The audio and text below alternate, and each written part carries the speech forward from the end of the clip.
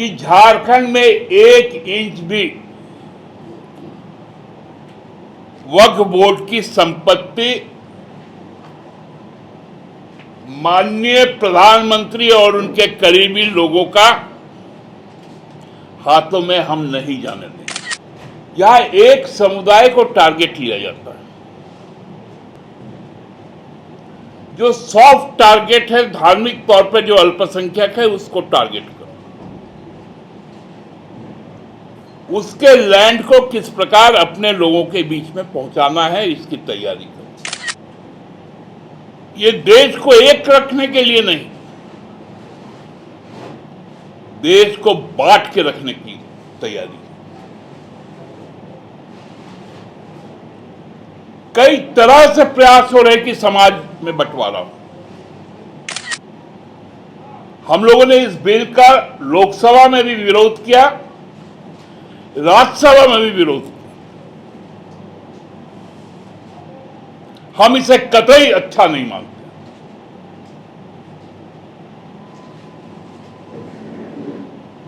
और हमारे राज्य में इसकी थोपने की कोशिश नहीं होनी। अब भूमि पे यदि कोई विवाद होगा या उस पर यदि माहौल कुछ गलत होगा तो लॉ एंड ऑर्डर की जिम्मेवारी राज्य सरकार की। बाबूलाल जी अपना वो कैटरेक्ट के बाद एक काला चश्मा लगाता है ना, ताकि सीधा रोशनी ना आए, ताकि आँख मैंने क्या उसको बोलता है, बहुत ज़्यादा लाइट, मोतियाबिंद ऑपरेशन के बाद। हम मोतियाबिंद उसको तो हिंदी में कहते हैं कैटरेक्ट बोल के, हम थोड़ा उनको, क्योंकि माननीय नेता प्रतिपक्ष है इसलिए कैटरेक्ट कहा हमने। तो ज़्यादा रोशनी एक बार में ना आ जाए तो उनका वो चश्मा भी लगा हुआ है। वो चश्मा जब निकालेंगे, ये जरूर दिन में स्टेटमेंट दिए होंगे जब सूरज अपने चरम पे होगा। रात को पूछिएगा तो चंदन जी आपको बोलेंगे नहीं अब ठीक लगे। वक्फ हमको लगता है कि एक ऐसा संपत्ति होता है जो हर धर्म में हमें भी सिखाया गया है। हम जो सनातन हिंदू धर्म के लोग हैं, हम भी दान करते हैं और उसको हम लोग दान कहते हैं, और उसका जो भूमि है उसको देवभूमि कहा जाता है। या किसी आश्रम को देते हैं, मठ को देते हैं तो फिर वो दान हो जाता है। मंदिर निर्माण में देते हैं तो वो देवभूमि कहलाता है।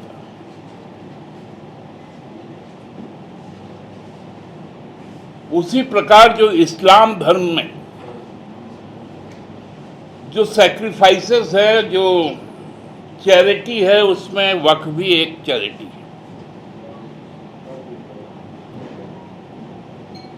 और वो हिंदू धर्म में भी उसी की अवधारणा है। उसी की अवधारणा क्रिश्चियनिटी में भी है, उसी की अवधारणा सारे धर्मों में। दान में पुण्य। लेकिन यहां चीजें को घालमेल किया जाता है। यहां एक समुदाय को टारगेट लिया जाता है। हम सबको जानते हैं कि इस देश में जितने भी धार्मिक जो सैक्रिफाइसेस की जो जमीनें हैं, चाहे वो हिंदू की हो, चाहे वो मुसलमान की हो, चाहे वो क्रिश्चियन की हो या किसी और धर्म की, कुछ ऐसे शरारती तत्व होते हैं जो खुद के मकसद के लिए ये सार्वजनिक संपत्ति जो दान की होती है उसको बेच देते हैं।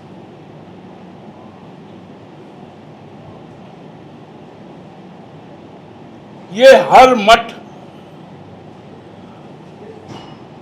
हर श्राइन बोर्ड, उसमें आप वक्फ को भी ले लीजिए, ये करप्शन है। और उससे जो धनाढ्य वर्ग है वो लाभान्वित होता है। ये वक्फ बोर्ड की जमीन को कहा जाता है कि देश में रेलवे और सेना के साथ साथ तीसरे नंबर का जो साइज ऑफ लैंड है वो वक्फ बोर्ड का लैंड है। लगभग 9 लाख संपत्तियां इसमें, और इसमें सबसे ज्यादा संपत्तियां उत्तर प्रदेश में है, जहां लगभग 27%।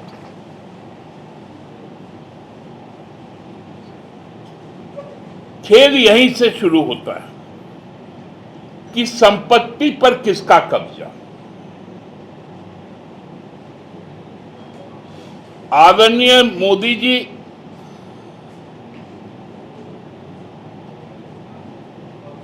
इन संपत्तियों पर बहुत ज्यादा नजर रखते हैं। हम सब जानते हैं कैसे पीएसयूज को उनके मित्रों के बीच में बांट दिया गया।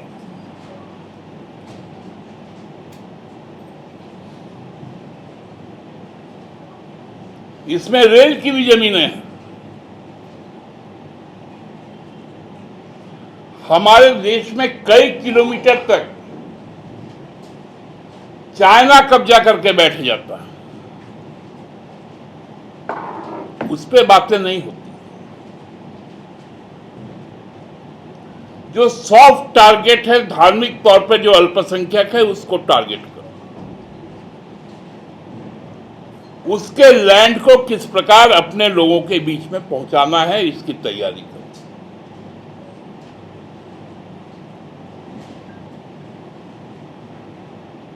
ये पूरा अमेंडमेंट एक्ट उसी का रिफ्लेक्शन है।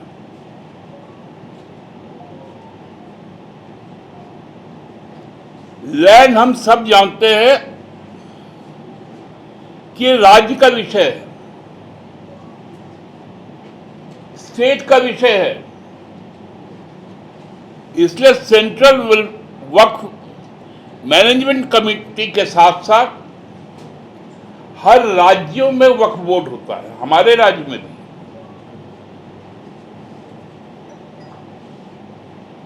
और उसका सीओ राज्य सरकार का होता है, और उस पर विवाद होने पर जो डीसी है उसके उस ट्राइब्यूनल के चेयरमैन। सरकार का नियंत्रण है ताकि मिसयूज ना हो।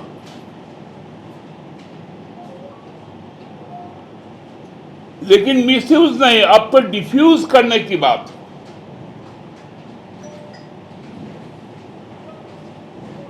कि इस लैंड को अब लेकर हमको किसी को देना है।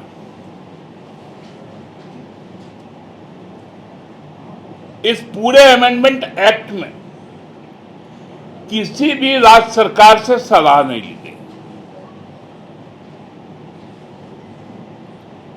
जबकि जो भूमि है ये राज्य का विषय है। अब भूमि पे यदि कोई विवाद होगा या उस पर यदि माहौल कुछ गलत होगा तो लॉ एंड ऑर्डर की जिम्मेवारी राज्य सरकार की।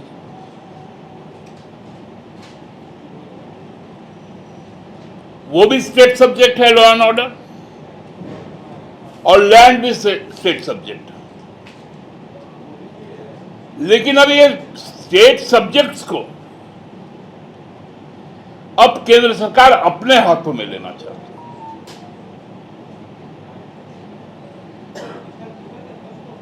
और इसका टाइमिंग देखिए बड़ा अच्छा है।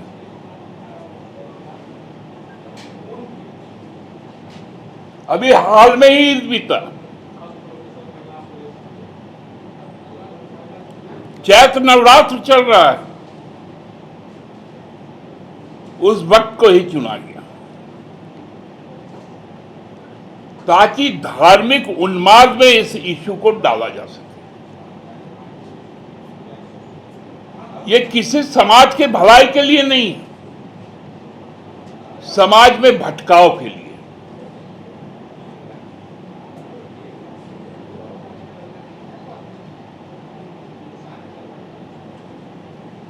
ये देश को एक रखने के लिए नहीं, देश को बांट के रखने की तैयारी। कई तरह से प्रयास हो रहे कि समाज में बंटवारा हो।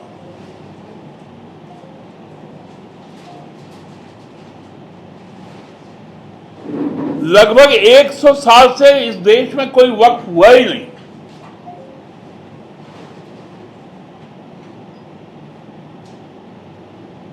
जो पुराने जमाने के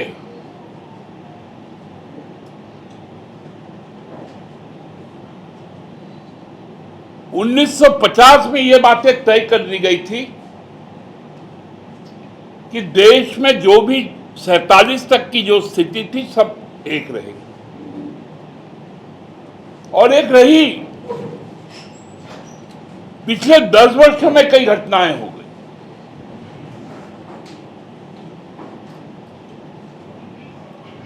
आज त्राहिमाम कर रहा है लोग रोजगार के सवाल पर। महंगाई चरम पर है। इससे भटकाना है। अमेरिका के सामने में नतमस्तक होकर आए हैं हमारे देश के नेता। आज से उन्होंने नया टैरिफ शुरू कर दिया।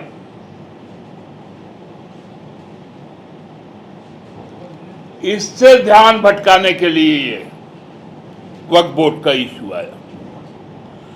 जब भी देश में कोई बुनियादी सवाल उठेंगे तो वहां पर एक धार्मिक सवाल लाकर ठोक दिया जाए और लोगों के बीच में बंटवारा किया जाए। हम लोगों ने इस बिल का लोकसभा में भी विरोध किया, राज्यसभा में भी विरोध किया। हम इसे कतई अच्छा नहीं मानते।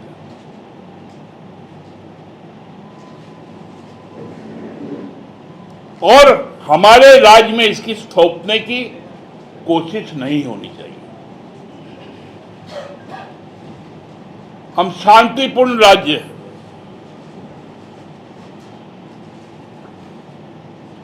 राज्य के सहमति के बगैर कोई भी नियम लागू नहीं हो सकता, क्योंकि आपका इमरजेंसी काल नहीं है।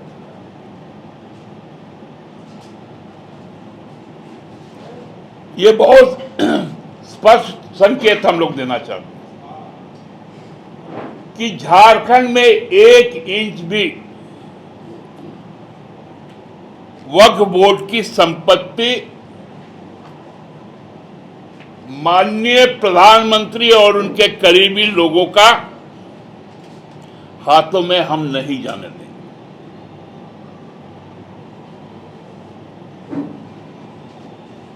दस साल में केवल भारतीय जनता पार्टी का जो लैंड वेल्थ बढ़ा है वो आप सब देख रहे होंगे। यहीं से लगभग आधा किलोमीटर दूर पहले एक बिल्डिंग हुआ करता था, अब दाएं बाएं पीछे ऊपर नीचे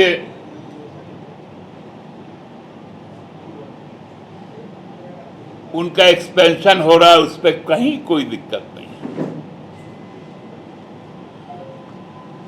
लेकिन वक्फ के संपत्ति पर यदि स्कूल चल रहा है,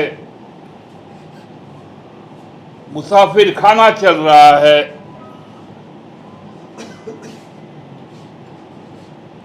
हॉस्पिटल चल रहा है, कॉलेज चल रहा है, तो आपत्ति केंद्र सरकार की।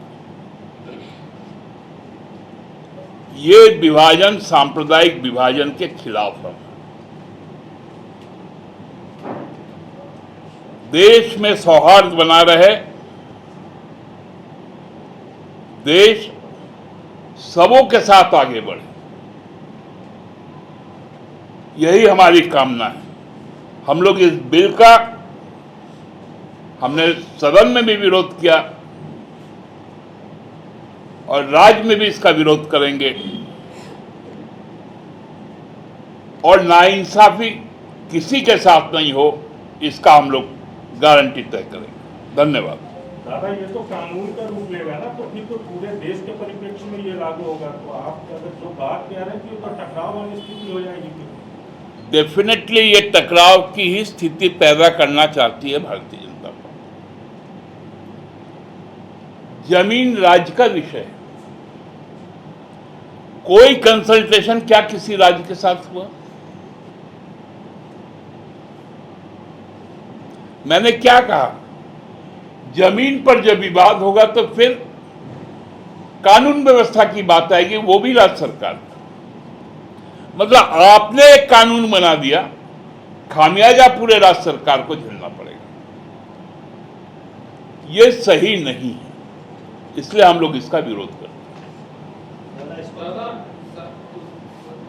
सरकार के 100 दिन भी पूरे हो गए, उसमें बाबूलाल जी ने भी निशाना साधा है कि सरकार के 100 दिन में कुछ नहीं दिख रहा होगा, भी कोई काम नहीं दिख रहा।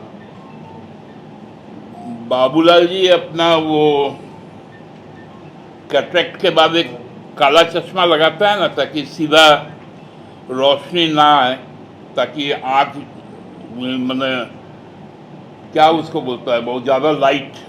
मोतियाबिंद ऑपरेशन के बाद हम मोतियाबिंद उसको तो हिंदी में कहते हैं कैटरेक्ट बोल के, हम थोड़ा उनको, क्योंकि माननीय नेता प्रतिपक्ष है इसलिए कैटरेक्ट कहा हमने। तो ज़्यादा रोशनी एक बार में ना आ जाए, तो उनका वो चश्मा भी लगा हुआ है। वो चश्मा जब निकालेंगे, ये जरूर दिन में स्टेटमेंट दिए होंगे जब सूरज अपने चरम पे होगा। रात को पूछिएगा तो चंदन जी आपको बोलेंगे नहीं अब ठीक लगने लगा। कोरिया में फगुन के दिन 2 समुदाय में झड़प हुआ, आज सड़क भी जाम कर दिया गया। मामला जो है वो थम नहीं रहा है। अरे भैया, ये थमने का नाम अब लेगा नहीं, इसीलिए तो इस तरह का बिल लाया जाता है बीच बीच में। दादा एक इसमें जो राकेश ने पूछा उसको थोड़ा सा और क्लैरिटी दे दीजिए। स्टेट में लागू नहीं होगा ये लॉ, मतलब ये इसको थोड़ा सा क्लियर कर दीजिए, क्योंकि सेंटर का लॉ होगा तो बाइंडिंग, तो मतलब कैसे इसको। देखिए अभी लॉ बना नहीं, प्रोसेस में। Let it be gazetted by the Union Government of India. After taking nod of President office, everything will come clear. Then we will decide what course of action we are going to take. दादा दोनों जगह पास हो जाएंगे तो राष्ट्रपति क्या करेंगे? राष्ट्रपति क्या करेंगे की बात नहीं है, राष्ट्रपति का भी मंजूरी उसमें एक अहम चीज है। क्या करेंगी तो हम नहीं ना पूछ सकते हैं। तो बन ही जाएगा। हाँ तो होने दीजिए, गजट हो जाएगा, सारा नियमावली इसमें आ जाएगा। दादा कल हजारीबाग में अशांति वाला बात सब मत कीजिए। अशांति वाला ने स्थापना दिवस है 46वां, ओ। उसको लेके आप। हाँ, स्थापना दिवस कल है हमारा। माननीय हेमंत जी भी जाएंगे और बहुत सारे हमारे मंत्रीगण नेतागण जाएंगे कल, चूँकि हम लोगों का एक दूसरा बैठक भी है हमारे महाधिवेशन को लेकर, इसलिए कुछ वरिष्ठ नेता भी नहीं जा पाएंगे, लेकिन बाकी लोग वहाँ पर जाएंगे। दादा हेमंत सिन्हा का कार्यकाल का 100 दिन पूरा हो गया, कैसे देखते हैं ये 100 दिन को? 100 दिन, 100 में 100। गोल, जहां 27 वर्षों के सफर में 17,000 से भी अधिक छात्रों ने डॉक्टर एवं इंजीनियर बनकर भरे सफलता की ऊंची उड़ान, जहां साधारण छात्र भी झारखंड टॉपर्स बनकर बना रहे इतिहास। दूरदर्शी शिक्षाविद श्री विपिन सिंह के मार्गदर्शन में मेडिकल एवं इंजीनियरिंग के लाखों छात्रों के लिए आशा की किरण के रूप में गोल, नेशंस लीडिंग इंस्टीट्यूट। बायोम सिर्फ मेडिकल प्रिपरेशन का संस्थान। बायोम से लगातार दूसरी बार नीट यूजी में 700 मार्क्स पर। 10th पास स्टूडेंट्स के लिए फाउंडेशन कोर्स, 11th पास स्टूडेंट्स के लिए फ्रेशर कोर्स और 12th पास स्टूडेंट्स के लिए टारगेट कोर्स 17 अप्रैल से शुरू हो रहे हैं। कॉल 7360066190 और visit Biome, circular road near women's college and Hinoo, Ranchi. The followup.in. Like, share, and subscribe. www.thefollowup.in